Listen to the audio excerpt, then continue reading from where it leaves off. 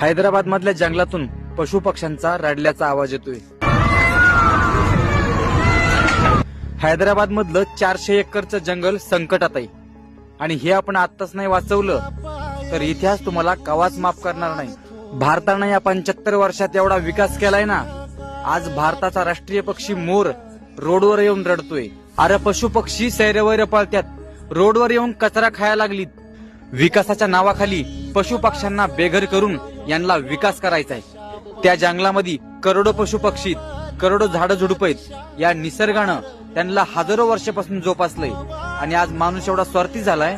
विद्यापीठामधल्या विद्यार्थ्यांनी हे सगळं थांबवण्याचा प्रयत्न केला, पण तिथल्या पोलिसांनी त्यांना बेदम मारहाण केली. ज्या झाडांना आपल्याला ऑक्सिजन दिला, ज्या नदीनं आपल्याला पाणी दिलं, आज त्यांचा बळी दिला जातोय.